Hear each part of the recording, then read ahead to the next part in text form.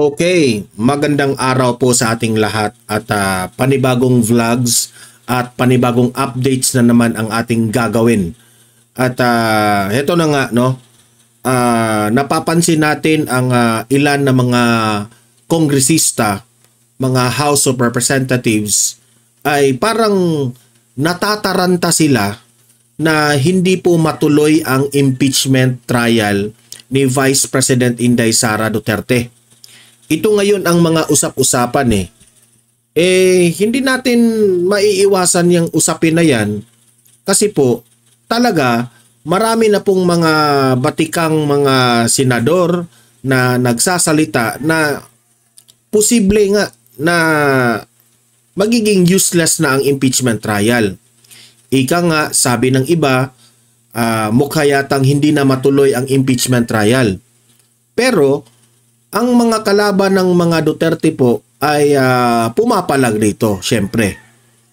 Kasi gusto nilang ma-impeach itong si VP Sara Alam natin sa simulat sa poll kung ano ang kanilang layunin, bakit gusto nilang ma-impeach itong si VP Sara. Kasi sa 2028, kapag tumakbo itong si VP Sara ay hindi na po pwede.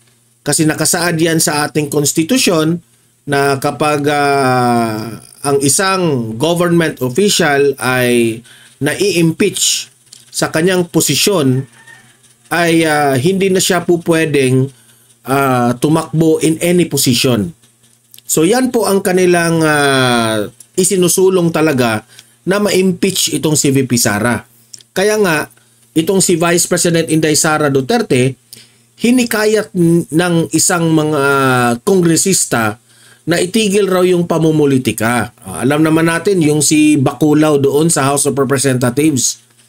Kahit nga na nananahimik itong si VP Sara, pumunta doon sa The Hague, Netherlands para i-celebrate ang kanyang birthday together sa kanyang tatay na si former President Duterte, kung ano-anong mga aligasyon, bagong mga ebidensya na naman ang kanilang inilatag kay VP Sara.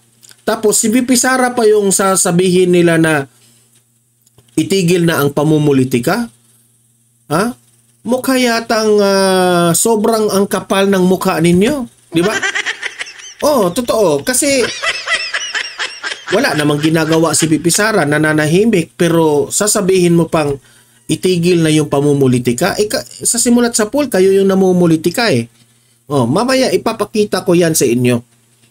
Na parang natataranta na sila Kasi malabo na talagang ma-impeach si VP Sara. Mukha yatang tagilid na yung script nila. Aside sa tagilid yung script nila, malabo ng mangyari yung ine-expect nila na ma-impeach si VP Sara. Sobrang malabo na. Okay? Tapos, heto pa ngayon. Itong si Attorney Claire Castro, no?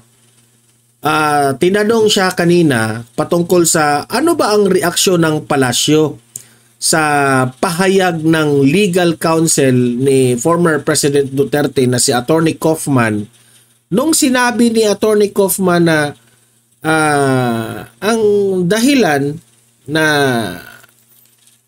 bakit nakulong ngayon si former President Duterte sa The Hague ay nandyan po sa Malacanang. Nag-react na po si Castro dito.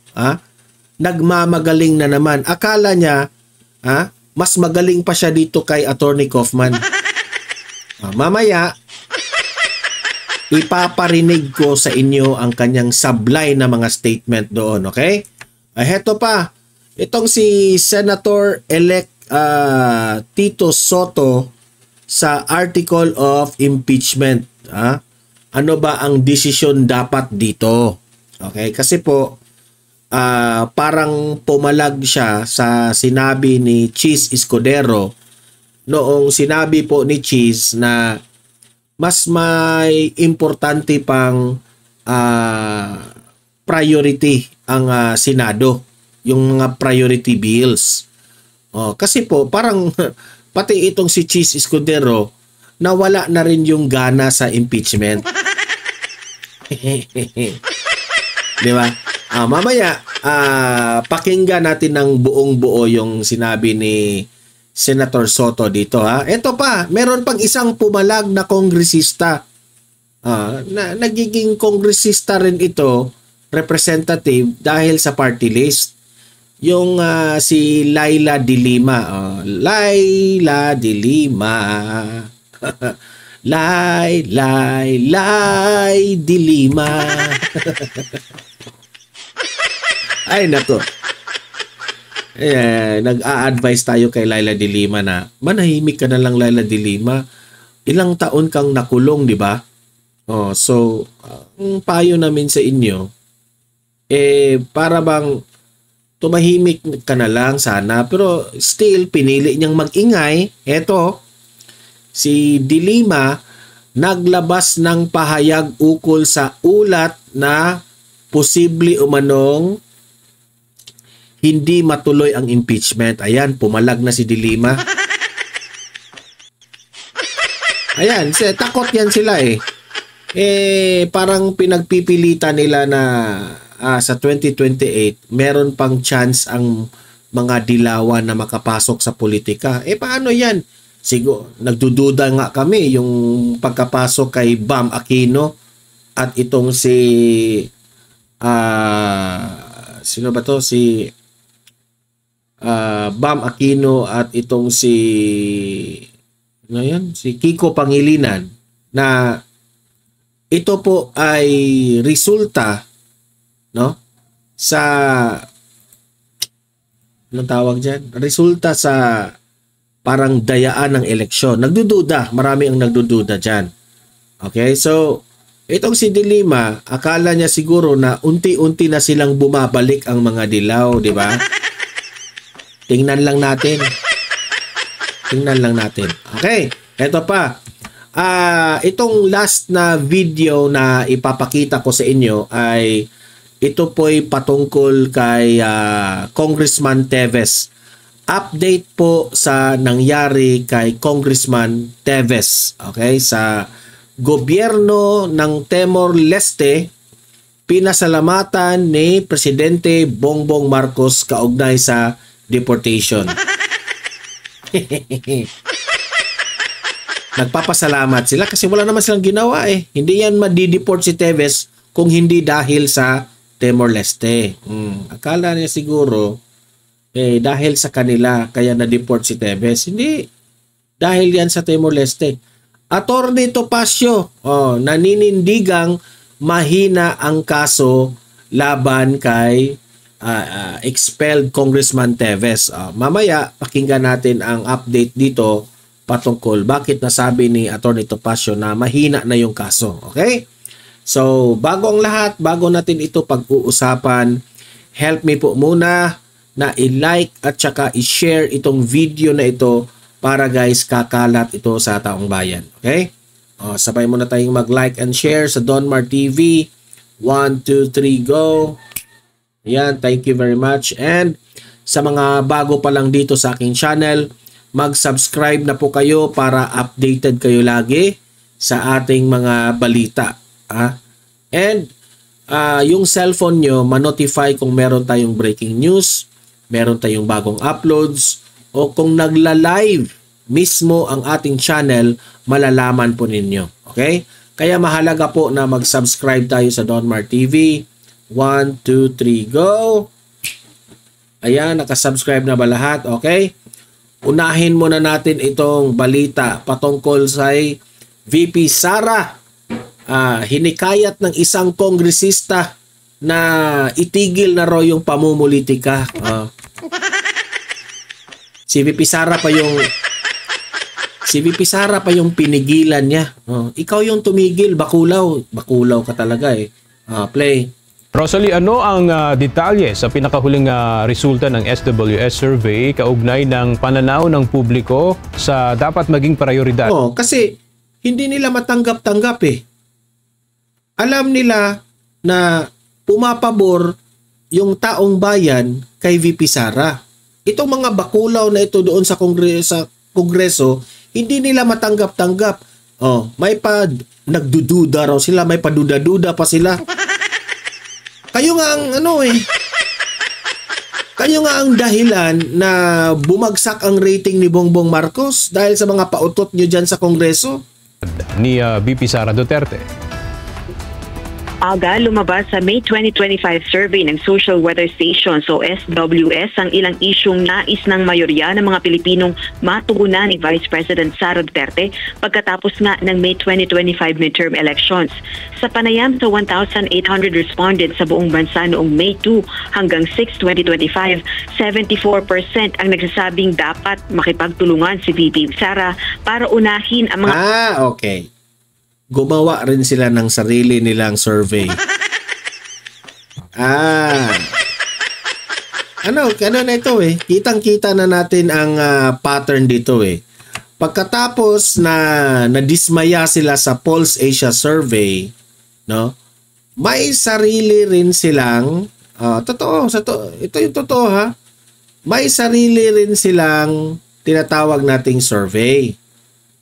Kasi hindi nila matanggap-tanggap yung survey Kailangan nilang gumawa ng bagong survey na will contradict the Pulse Asia survey. Pangailangan ng bansa. 68% naman na nagsasabing dapat harapin ito ang kaso ng impeachment, sagutin ang mga paratang ng korupsyon at linisin ang kanyang pangalan. 61% naman ang naniniwalang dapat ituon ng Vice Presidente ang oras nito sa pagpapatupad ng sariling plataforma at pulisya. Oy, dapat raw. Paano yan?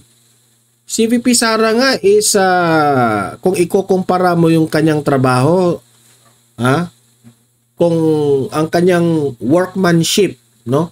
Kung i-compare mo dito sa mga nagtatrabaho diyan sa House of Representatives, wala sa kalingkingan sila. Umiikot yan sa bansa si VP Sara.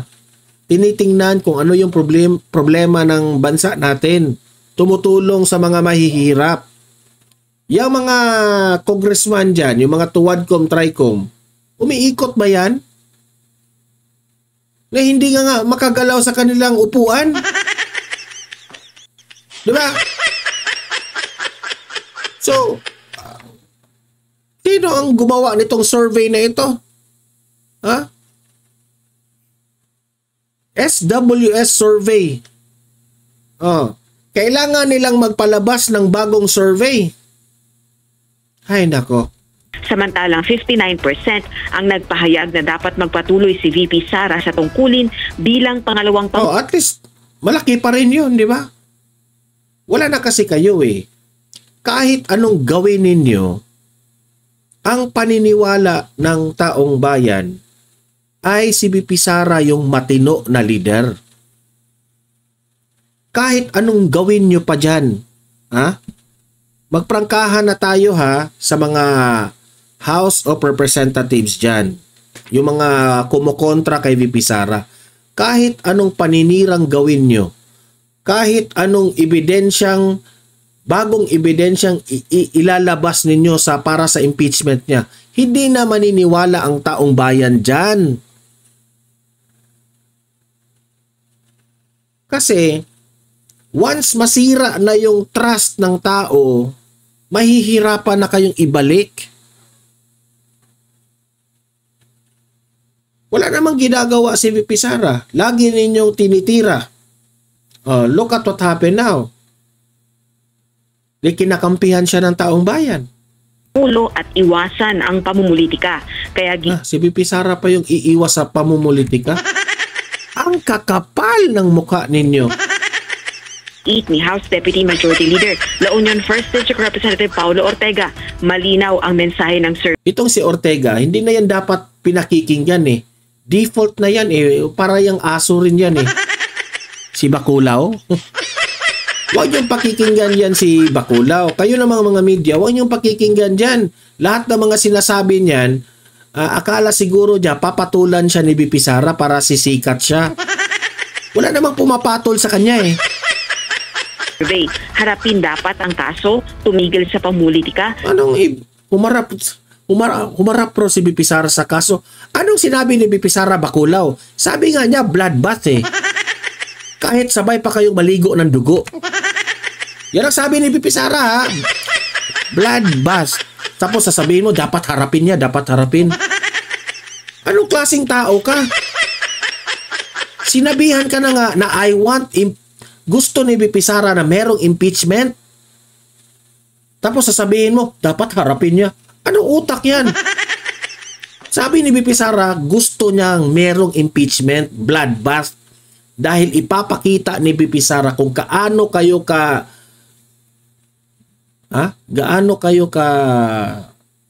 merong mga kabalastugan dyan sa House. And kaming mga taong bayan ay naniniwala kami na hindi kayo uurungan ni BP Sara. Tingnan lang natin, kayo lang ang mapapahiya dyan sa gagawin ni BP Sara. At makipagtulungan ang Vice Presidente para sa ikabubuti ng bansa.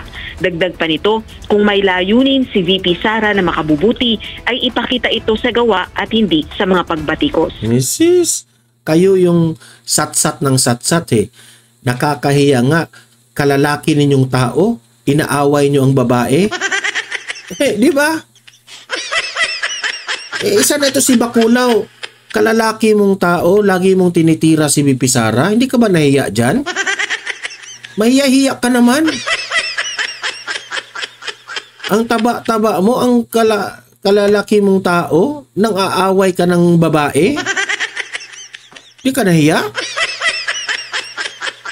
Sa totoo lang, Baculaw, mas babae pa yung bibig mo kaysa BP Sara. Sa totoo lang. Kung ano-anong mga pinagsasabi mo na wala namang katuturan. Wala pang pahayag ang kampo ni VP Sara kaugnay ng mga isyong ito. Balik sa iyo, Aga. Maraming salamat, Ross. So, kitang-kita mo. Ito this is my own opinion. Kitang-kita mo na sila ngayon ay nagpapanik. Panik na panik sila. Especially if hindi matuloy ang impeachment. Takot na takot sila. Heto. Isa rin ito sa mga dahilan kung bakit sobrang bagsak ang rating ni Bongbong Marcos. Itong si Atty. Claire Castro. Nagre-react siya dito. Ang hirap kasi nitong si Claire Castro, instead na umiwas sana siya sa mga tanong ng media that will create fire, that will create tension sa dalawang kampo ng Duterte at Marcos. Siya, tuloy siya ng tuloy sa sagot. And hindi naman siya sinisita ni Bongbong Marcos. Patuloy lang siya. Kaya ikaw, Bongbong Marcos, you will suffer a bad rating. You will suffer a bad trust rating ng taong bayan dahil sa babaeng ito. Tingnan nyo si Claire Castro. Sabi po nung lead counsel po ni former President Rodrigo Duterte na si Atty. Kaufman, and I quote, the real prosecution... Si Kaufman ang sinabi dito pero dinamay pa niya si Atty. Harry Roque. Hindi nagre-research eh. Prosecutor in this case is actually in Manila. Sitting in his palace, he's the person who threw President Duterte over. Kasi pinagbibintangan ni Kaufman na nandyan po sa palasyo yung tunay na traidor patungkol kay Duterte. Pero ang sagot niya, nadamay pa si Roque. Pakinggan. Case is actually in Manila. And I quote, the Wait muna. lead counsel po ni former President Rodrigo Duterte na si Atty. Kaufman, and I quote, the real prosecutor in this case is actually in Manila. Sitting in his palace, he's the person who threw President Duterte over here to The Hague. Si Bongbong Marcos yan. Any comment po from the press, from the palace? Is that you, Atty. Harry Roque, talking? Nadamay tuloy si Harry Roque na nananahimik na dinamay pa niya. Tingnan nyo gaano ka irresponsable itong babaeng ito. Tapos nandyan pa rin yan. Ha? PCO pa rin. Bongbong Marcos, ito yung dapat sibakin mo. Ito yung dapat pinakukurtisi resignation mo. Ito yung tunay na problema mo. Oh. Ayaw mo kasing makinig eh. Ayan tuloy. Oh. Bumaba yung rating mo dahil sa babaeng ito. Ay! Bakit ba ang BO-BO ng ating presidente ngayon? No? I thought it was Atty. Harry Roque making such comment. Well, anyway, it is very apparent and very obvious that Atty. Kaufman is being surrounded by fake news peddlers. Ilan na naman siya. Di ba? Si default na yan eh. Hindi niya, she will not answer directly kung ano yung ano. May sarili siyang akusasyon. Yan ang hirap sa'yo, Claire Castro. Ay, ito lang yung tanong ko sa'yo. Hindi ka ba naaawa kay Bongbong Marcos sa ginagawa mo? Sa ginagawa mong yan, umaatake ka. Instead na, ito sana yung sasabihin niya, I don't wanna answer that. Because yung presidente natin, focus yung presidente natin sa problema ng bansa natin. Pero siya, tuloy siya ng tuloy sa kanyang pataas ng tensyon sa away ng Marcos at Duterte. Ito yung nakakagiba ng rating ni Bongbong Marcos. Sa totoo lang. Hindi siya naawa. Manhid siya. Wala siyang pakialam. Akala niya siguro ang kanyang pagiging ganyan ay lumamang si BBM sa taong bayan.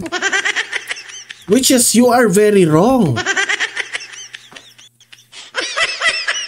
Kawawa na nga si Bongbong Marcos eh. Sobrang kawawa ni Bongbong Marcos. Wala namang mawawala sa kanya. Tira siya ng tira, di ba? Tira siya ng tira. Pero may ibang nasisira. Oh. Di ba? Never tumaas ang rating ni Bongbong Marcos noong dumating ka, Attorney Claire. Never. Never talagang tumaas. Since pag upo mo dyan sa PCO, no? Wala na. Pabagsak na ng pabagsak. Bagsak ng pabagsak na. Oh, Bongbong Marcos, kung hindi mo tatanggalin, pagpapiestahan ito ng DDS, kaya nga paborito ko itong banatan kasi nandyan pa yan eh. Oh, kasi kung mawala ito si Claire Castro, wala na kaming babanatan. Hindi na masaya ang buhay namin. Kaya kami, tuwang-tuwa kami na nandyan si Claire Castro. Oh, kasi, may pang-vlog kami. Araw-arawin namin siyang, kasi araw-araw siyang nagngangat-ngat, tumitira sa mga Duterte. Araw-araw rin kaming may content, di ba? Ay, naku, Castro. Ewan ko na lang sa'yo. He doesn't know the timeline. He doesn't know the facts of the case. Imagine ang itinutukoy niya dito si Attorney Kaufman. So sa tingin mo, mas matalino ka pa kay Attorney Kaufman? Are you sure about that? Mas matalino ka pa kay Kaufman, ha? Grabe. He should be concentrating on his job as a counsel, not in engaging. Kasi ito yung masasabi ko lang kay Castro. Merong mga pictures na kumakalat tungkol sa kanya. Na yung reporter dyan, na yung mahilig talagang magtanong sa issue ni BBM, meron silang picture dalawa na silang dalawa, nakasmile. So, ibig sabihin, si Castro, professional lang siya, no? What do I mean by that, na professional siya? Yung mga pinagsasabi na sa tingin natin, pikon si Castro sa mga reporters, hindi. Ginagawa lang yan ni Castro kasi trabaho niya.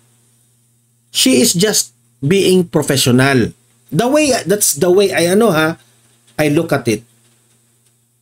yung mga pinagsasabi niya dyan, sa tingin ko ha, this is my own opinion. Sa tingin ko, ginagawa niya yan dahil inuutusan siya. Oh, inuutusan siya. Siguro, inuutusan siya na kapag merong bumibira kay BBM, ikaw nang bahala. Tirahin mo rin. Kasi, iba ang kanyang opinion kapag nasa Malacanang siya at kapag nandyan siya sa kanyang vlog. Di ba? Remember, nagsabi siya na walang kinalaman si BBM doon sa mga pinagsasabi ko sa vlog ko. Di ba? Siya mismo ang nagsabi ha. Siya mismo ang nagsabi dyan.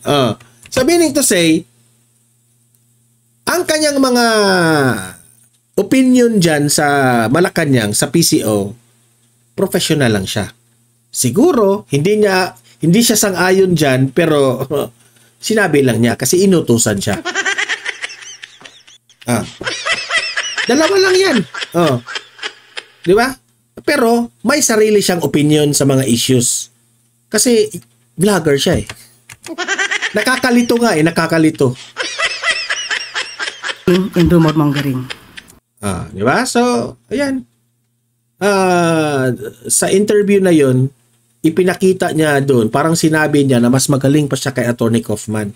Heto, pakinggan rin natin itong sinabi ni Senator-elect Soto sa article of impeachment. Na ano ba ang desisyon dapat dito? Ituloy ba ang impeachment?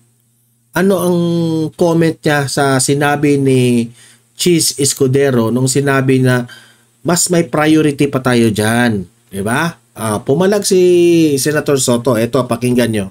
Hindi daw dapat pangunahan ni Senate President Cheese Escudero ang pagdedesisyon tungkol sa pagpresenta ng Articles of Impeachment ni Vice President Sara Duterte. Ayon po yan kay Senator-elect Tito Soto. Kasunod ito ng desisyon ni Escudero na iurong sa June 11 ang presentasyon mula sa orihinal na June 2. Dahilan ni Escudero, dapat daw unahin ang mga priority bills ng gobyerno at ilan pang mga... Yan ang gusto ni Escudero. Kasi po, kung titingnan nyo talaga, sa totoo lang may point si Escudero dito. Ano ba talagang makukuha natin dyan sa impeachment? Sa totoo lang, wala. Magiging divided at gulo ng politika natin. Totoo. Kaya nga, pati siguro itong si Cheese Escudero ay napuno na rin. Napuno na rin siya. Gusto niyang maging senador na tutukan natin yung problema ng Pilipinas. Priority bill. Ano ba yung priority natin? Yun ang tutukan natin. Bakit nakatutok tayo ngayon sa impeachment? Sinadilima kung magpadala tayo dito sa mga dilawan na ito, tayo yung kawawa. Sinabi na nga, pati nga si Bongbong Marcos, di ba? May pasaring siya na, it's not for impeachment rin eh. Bakit natin ipagpatuloy? Pati presidente ayaw nga ng impeachment. Ang gusto lang ng impeachment si Romualdez at yung mga minions niya. Yun lang ang may gusto dyan. Diba? So, duda ako na napuno na rin itong si Cheese Escudero. Kasi ang daming-dami nating problema sa Pilipinas. Unahin pa natin itong impeachment na ito. And remember, in every hearing, pera yan. Malaking pera po ang nawawaldas kada hearing.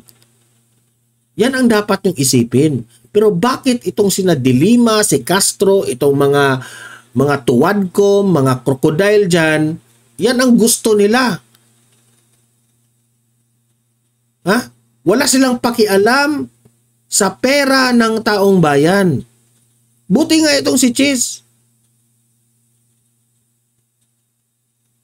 Kahit waiter yan, at least nagpakita siya ng sentimiento ng taong bayan by saying, let's prioritize the bills kung ano yung problema ng bansa natin. Presidential appointments. Pero giit ni Soto na dati na rin Pero si Soto, default na yan kasi alyansa ng bagoong Pilipinas So kailangan niyang gamitin ang kanyang pagka-aktor mag-acting-acting rin siya na yung impeachment dapat matuloy. Di ba? Mag-acting-acting rin yan. Dapat, yung proseso natin dapat malaman ng taong bayan na corrupt si BP Sara. May patunayan nyo. Gigisahin kayo ni BP Sara pagdating ng impeachment trial. King Senate President, ang ganitong issue dapat desisyonan ng lahat ng mga senador. Pag re-resume sila ng June 2, dapat June 2 pa lang nila didesisyonan kung ano gagawin nila. Hindi pinangungunahan ng Senate President kung ano ang gusto niyang gawin. Hindi pwede. Ang Senado, hindi yung Senate President. Ano na to? Debate na to. Away na to. Soto versus Cheese Escudero. Good luck.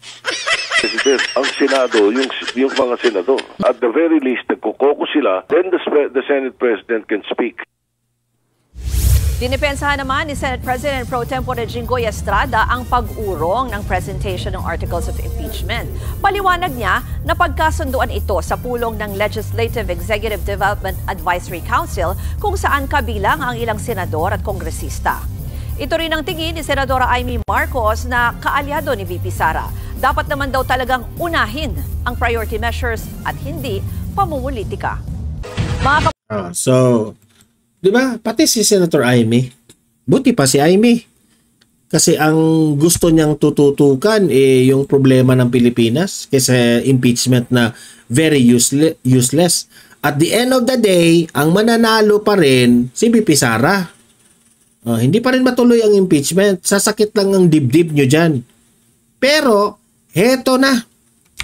Si Senator Laila De Lima nagsalita na rin patungkol dito. Kasi gusto niyang matuloy ang impeachment Ito, De Lima, pasok. May mga bulong na hindi na raw uusad ang impeachment case. Hindi na talaga uusad. Kasi useless yan Pera yan ng taong bayan. Alangan naman kayo yung uunahin namin? Yung mga sarili nyong interest ang uunahin namin? Alangan kayo? No. Ang dami pong problema ng Pilipinas.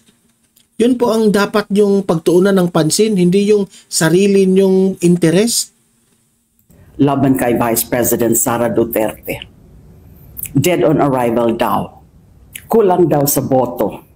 Totoo naman Sino pa bang buboto dyan? Halos lahat ng mga senador dyan. Siguro si Hontiveros, Kiko Pangilinan at si Bam lang, yung mga kasamahan mo lang yung buboto dyan. Useless pa rin, di ba? Tapos, yung mga ebidensya na they are accusing of VP Sara, patunayan yun na yan ay totoo. Tapos na, bago pa magsimula. Tapos na nga Iyak ka na. Maging ang Pangulo, tila nais ipakita na wala siyang kinalaman. Hindi, wag ka maniwala doon. Plastic yun Gusto niya yung impeachment. Si Bongbong Marcos, binudo lang kayo dyan. O kagustuhan dito. Pero malinaw ang tanong, susundin ba natin ang proseso? Pwede rin. Sundin natin yung proseso pero nagsayang lang tayo ng pera. Hindi yan mai-impeach. Sorry, De Lima. O tatalikuran ito dahil sa takot o kalkulasyon? Hindi, tatalikuran natin ito hindi dahil sa takot. Tatalikuran natin ito kasi wala namang patutunguhan yan Whether ma-impeach si BP Sara or hindi ma-impeach si BP Sara, hindi pa rin yayaman ang bansa natin. Okay? Klaro? The Constitution lays out a path for accountability. It begins with the filing of the complaint, moves to the House for deliberation and action, and proceeds to trial in the Senate. Each step... Insecure kasi ito Kasi sa panahon niya, nakulong siya. Nakulong kasi siya sa tingin ko gusto niyang gumante. Exists for one reason, to uncover the truth. I've been invited to join the prosecution panel. Siyempre, in-invite ka ni Romualdez kasi papanig ka sa kanila eh. Yun ang opinion ko ha. And I said yes. Yes talaga, kasi insecure kayo kay BP Sara eh. Not to serve any political camp, but to uphold the principles of truth, justice, and accountability. And I hope naman ikaw, hindi ka magiging bias. Di ba? Yun lang ang sa atin. Simple. This is not about vendettas. This is about responsibility. This is about courage. Responsibility, courage, o pansarili lang interest? Nagtatanong lang tayo ha. O baka interest lang ninyo? Kung talagang walang sapat na batayan ang mga akusasyon, ang ebidensya mismo ang magpapakita niyan. Hindi ang chismis, hindi ang takutan, at lalong hindi ang numero sa survey. Ang tanong dyan, yung mga ebidensya ninyo, anong proof ninyo niya totoo yan? You have to prove that. Yung mga ebidensya ng mga isiniwala, yung mga ipinakita ng mga tuwadcom dyan. Di ba? Yun ang katotohanan. Tingnan lang natin. Kasi, I know, itong si BP Sara, she is still holding her cards. Hindi pa niya ipinakita at lahat. Tingnan lang natin, kita-kita tayo sa impeachment. To abandon the process is to abandon the people. To abandon the process, to abandon the people? Paano natin itutuloy natin yung proseso? What if hindi ba i-impeach? Sayang lang tayo ng pera. Di ba? To abandon the process is to abandon the people? No, you are wrong. Because ano ang sentimiento ng taong bayan? Ang sentimiento ng taong bayan, ayaw nilang ma-impeach si BP Sara. Mali ka doon. Okay? Hindi po. Ang sentimiento ng taong bayan, si BP Sara ang presidente. Ang gusto nilang ma-presidente. Hindi po na-abandon. Kayo siguro, na-abandon yung political career ninyo. Yun ang katotohanan. Real talk tayo. To believe in the promise of justice. It tells every Filipino that those in power are beyond reach and that accountability is optional. But we've seen this before. We know what happens when process is ignored, when truth is silenced, when the powerful are shielded from scrutiny. This is how impunity begins. This is how it is sustained. And this is how a nation forgets. We cannot allow that to happen again. Not on our watch. Ano ginawa nyo noon kay yung in-impeach nyo na kahit walang sapat na ebidensya, yung time ni Pinoy ha? Yung Justice, Chief Justice, anong ginawa? Walang sapat na ebidensya, pero pinupolitika pa rin yung desisyon. Di ba? Panahon na para muling itindig ang saligang batas. Panahon na para igiit na katotohanan ang dapat maging pundasyon.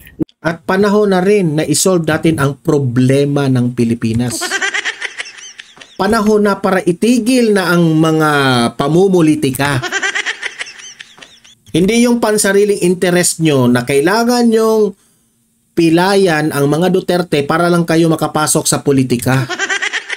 Panahon na rin para tumigil na kayo ng ating pamahalaan. Let the case be heard. Let the evidence be tested. Let the evidence show the people na gawa-gawa lang yan sa mga tuwadcom. Diba? Malalaman yan. That's my own opinion ha. That's my own opinion na ginawa nila, gawa-gawa lang yung mga ebidensya na yan eh. Rise as it must, as it will. We have been here before. We refuse to repeat. Yung the way siya nag-deliver ng kanyang speech, parang powerful na, parang bright siya, 'di ba? Para yung the way siya mag-speak ba, maniniwala ka talaga kung ikaw yung bobo. 'Di ba, kung bobo ka, pero hindi tayo bobo eh. Ang Pilipino hindi bobo. Kahit anong ganda ng pagka-deliver ng speech mo, the fact remains na ang mga Duterte lang po ang matitino ngayon, na tunay nagserbisyo sa taong bayan. Kayo, ano kayo? Gulo lang. Gusto nyo magulo lang. Pamumulitika. The sins of the past. Gaganti ka lang eh. Ito seryoso tayo. Ito yung aking opinion dyan kay Laila de Lima. Gumaganti lang ito kasi nakulong siya nung time na nililitis niya ang kanyang kaso. Karon naman, ito yung time na makaganti siya na ma-impeach si BP Sara at hindi po siya makatakbo ng presidency on the 2028. Kasi alam nila, ang taong bayan po, mahal na mahal si BP Sara. Alam nilang mananalo si BP Sara sa 2028. This is the only way na mapilaya nila ang mga Duterte. Huwag na tayong magbulahan, de Lima. Diba? Okay. Ito, update tayo sa nangyari kay dating Congressman Teves. Okay? Ito, si Bongbong Marcos, no? Nagpasalamat sa Timor-Leste. Ito, panoorin natin. Binigyang pagkilala ni Pangulong Ferdinand Marcos Jr. ang tulong na ginawa ni Timor-Leste President Jose Ramos Horta at Prime Minister kay Rala Gusmao para mapabalik sa Pilipinas si dating Congressman Arnolfo Teves Jr. Sa isang video message na inilabas kagabi, sinabi ng Pangulo na naisakatuparan ang pagpapauwi kay Teves sa tulong ng dalawang mataas na opisyal ng Timor-Leste na anya ay masidhing nagtrabaho upang matuldukan na ang extradition kay Teves. Mensahe ng Pangulo kay Teves, ito na ang panahon para harapin ang kanyang mga kaso at tiniyak sa mga Pilipino na bibigyang katarungan ang anumang lawlessness sa Pilipinas.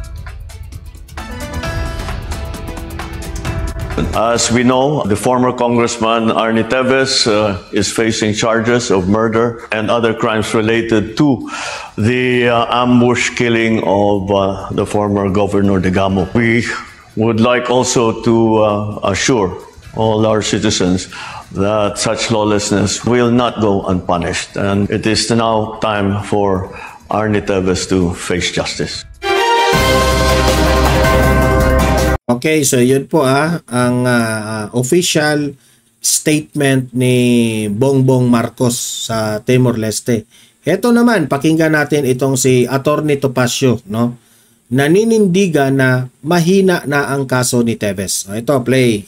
April 2023, napaulat na pumasok sa Timor-Leste si dating Negros Oriental 3rd District Congressman Arnolfo Arnie Teves Jr. Siya ang pangunahing akusado sa Pamplona Massacre na ikinasawi ng 10 individual kabilang si Governor Ruel Digamo. At matapos ang mahigit 2 taon, naglabas ng Administrative Deportation Order ang Timor-Leste government. Sinundo siya kahapon ng mga tauhan ng National Bureau of Investigation o NBI at Bureau of Immigration. Sa mismong eroplano pa lang sa Timor-Leste, binasahan na siya ng kanyang Miranda rights habang isinilbi ng NBI ang kanyang warrant of arrest. Ginoong Arnolfo Teves Jr., kayo po ay may karapatan malaman ang iyong karapatan. At ito po ang mga sumusunod. Kayo ay may karapatan tumahimik. Ano man ang sasabihin mo ay maaaring gamitin sa iyo laban sa iyo sa hukuman. Kayo ay may karapatan kumuha at pumili ng abogado. Kung wala ho kayong kakayanan kumuha ng abogado, ibigyan ho kayo ng ating gobyerno. Naiintindihan niyo po ba yung mga karapatan na yun? Sir. Thank you po. Kagabi ay opisyal nang naibalik sa bansa si Teves. Inaasahang haharap ito sa korte sa bansa sa mga susunod na araw kaugnay ng patong-patong na kasong kinakaharap nito. Harapin niya lahat ng mga paratang sa kanya na nauukol sa pagpatay kay Governor Ruel Digamo at sa 12 pang tao na pinatay noong Marso 2023. Naghintay kami ng 2 taon para mangyari ito. Samantala, tinuligsa ng kampo ni Teves ang pagpapareport sa kanilang kliyente dahil pinagbigyan umano ang kanilang petition for habeas corpus. Dagdag pa ni Attorney Topacio, matagal na silang naghahanda para idepensa ang kanilang kliyente sa hukuman dito sa Pilipinas. Paliwanag nito, mahina ang kaso na naisampa sa kanyang kliyente. Gagamitin umano nila ang lahat ng legal remedies na maaari nilang isagawa sa bansa. Considering the weakness of the case of the prosecution na lahat po ng testigo laban kay Congressman Teves ay inatras na nila ang kanilang mga testimonya laban sa kanila sapagat yung mga testimonyang yon ay nakuha po lamang sa pamamagitan ng pananakot ng violation ng kanilang right to counsel. Dante Amento, UNTV, News and Rescue.